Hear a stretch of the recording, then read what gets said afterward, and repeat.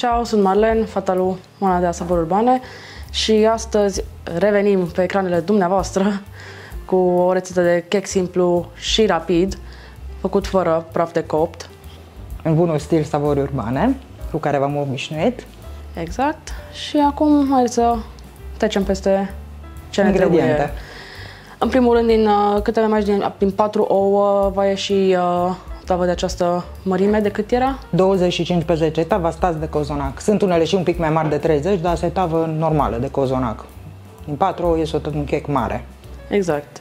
Deci avem 4 ouă, 150 de grame de zahăr, 150 de grame de făină. Ușoară. Deci nu pentru pâine. Folosim de data asta 3 0, 3 de 0. Da. 100 ml de ulei, 100 de lapte, 15 grame de cacao, niște sare și zahăr vanilat bourbon.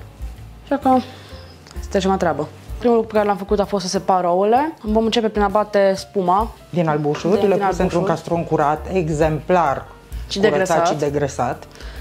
Adăugăm sarea. Da, un praf de sare obligatoriu și la deserturi.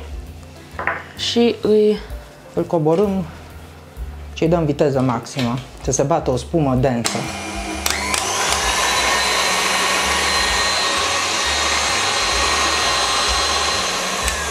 Bun. Iar acum băgăm tot zahărul și o mai batem până când devine lucioasă și are... Da, o bezea densă, lucioasă, stabilă, care ne va ajuta la creșterea checului, pentru că nu folosim praf de copt, ne folosim de aerul acumulat în albușuri. Dă-i și bate-l. În paralel, în timp ce se bate spuma, ne ocupăm și de gălbenușuri. Le facem cu mixerul de mână. Le batem puțin, iar treptat vom adăuga ulei, iar la maioneză.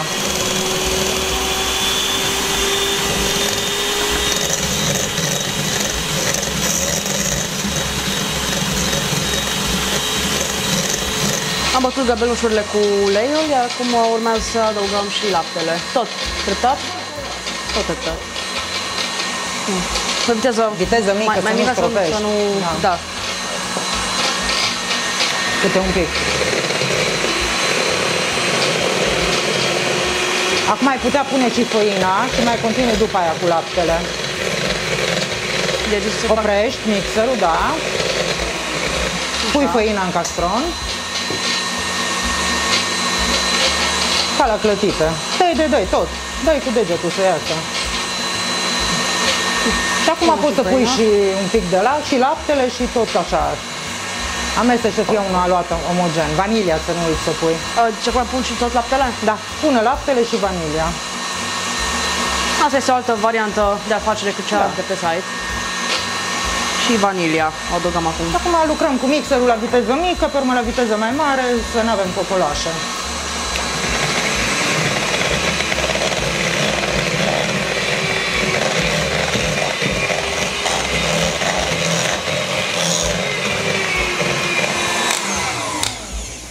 Cum am oprit spuma?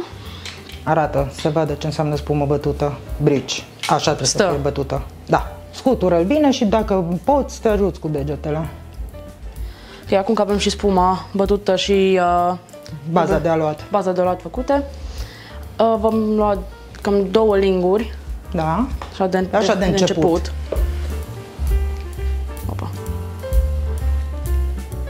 Și lucrăm la viteză mică acum cu mixerul. Da. Întotdeauna prima spumă pusă e de sacrificiu. Ea se omogenizează și face mai lejeră compoziția a doua.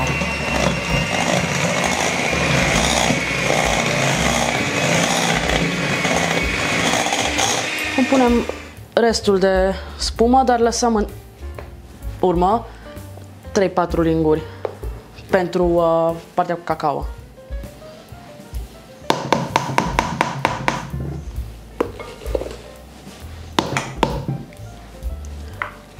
Și îi dăm încet.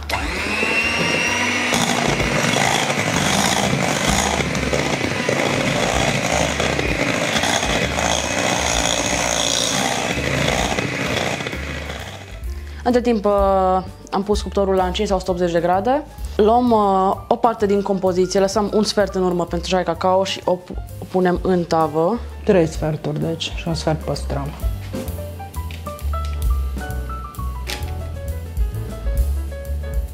Acum cu partea rămasă, întâi cernem cacaoa.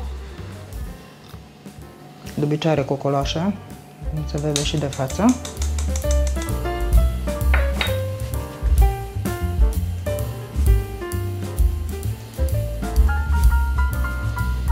Chiar și astea mici. Iar acum adăugăm restul de spumă. Albuș. Nu faceți chiar așa că...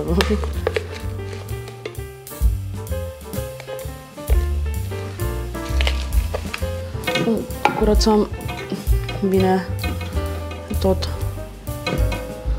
bolul. Bun, iar acum amestecăm tot ușor, delicat, de jos în sus, ca să nu iasă aerul, cam ca și la pan.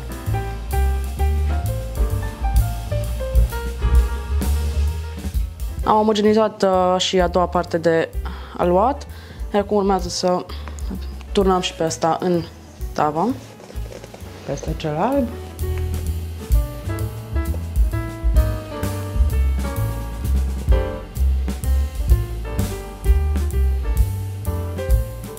Dacă doriți un aspect marmorat, puteți lua un cuțit și să faceți diferite sau un băț de filgăruie, o coadă de lingură. No, da. Fă pe acolo vălurele, zigzaguri.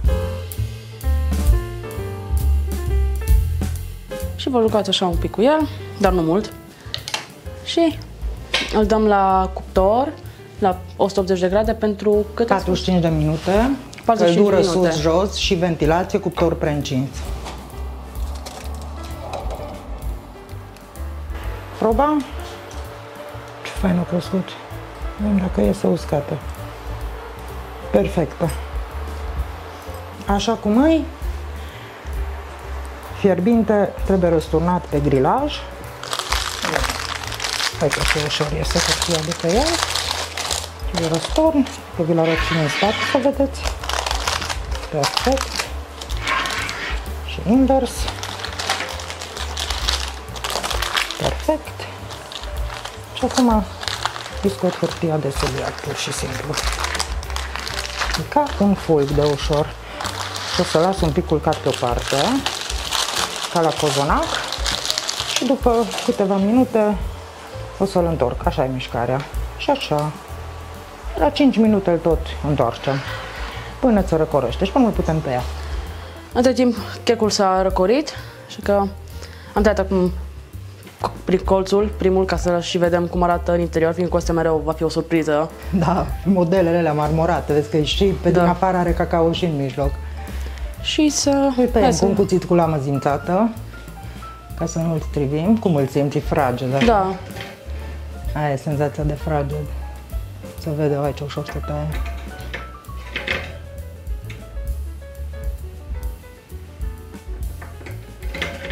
Și iată, aici avem și checul simplu și rapid. A fost simplu și a fost și rapid. Este încă așa călduț. Am lăsat totuși la răcorit. Este foarte pufos, foarte moale așa. Și fraged, și consistență fain, nu-i deloc înnecăcios. Da. Aia e fain la el. Partea de cacao e ca o negresă. Și uitați, așa puteți face un cake foarte fain și fără praf de cop. As per usual, rețeta pe Savori Urbane. Până data viitoare!